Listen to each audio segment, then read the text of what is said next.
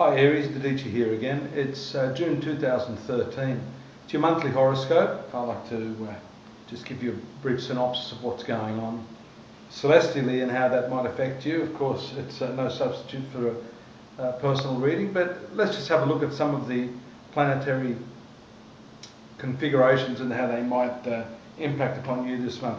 On the 3rd and 4th, there are some interesting transits forming, in particular the movement of Venus, what we call one of the benefic planets, into your zone of family and domestic circumstances. And right now, already in that sector is Mercury. So, according to traditional Western astrology, two very good planets there, bringing satisfaction, happiness, good communication with the people in your family, particularly the maternal side of the family. But what I do note is that according to some other systems of astrology, these two planets aren't particularly friendly to you. So you may have to work hard to get those sort of good vibes happening in the home. There is a nice aspect from Neptune that we see there, and that shows us that your idealism is very strong, and you're likely to be able to make that a reality now. So whatever it is that you're trying to improve or increase in your home life can be useful now through vision, through spiritual and also psychological techniques. Let's look further on there. So that's the first week of the month. We see then you have that Venus to Neptune aspect on the 7th. So that's around the time when the relationship component of what I'm talking about can really fare well for you at that time. I'm only going to give you the main aspects. I mean, we could look at each and every day the transits of the moon, but you better just to go into our website to look at the dailies for that.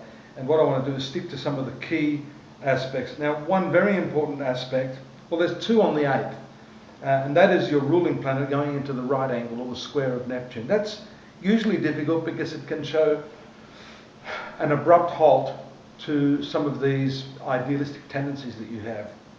So in other words, your vision is not in keeping with the action side of your life.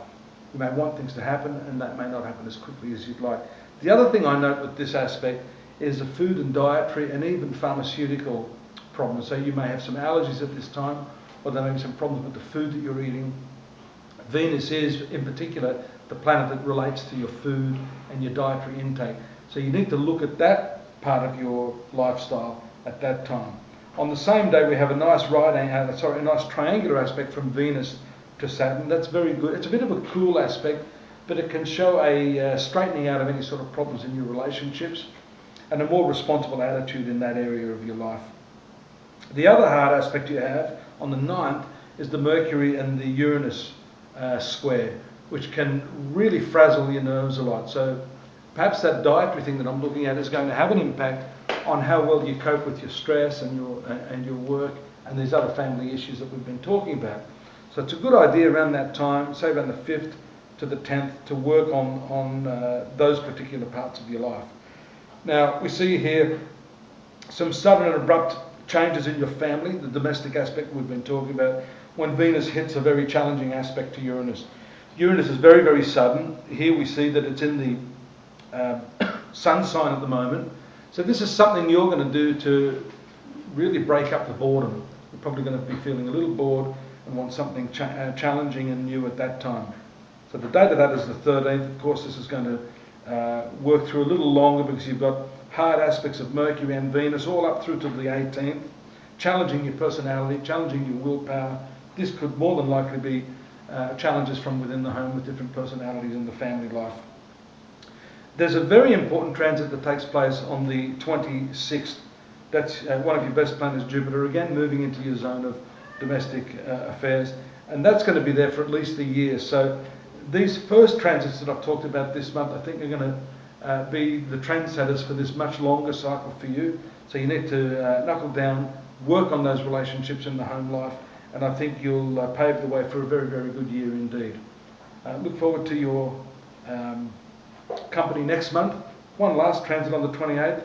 Venus, planet of love, moving into the love aspect of your horoscope is very fortunate indeed. A good time for meeting someone new and for romanticising.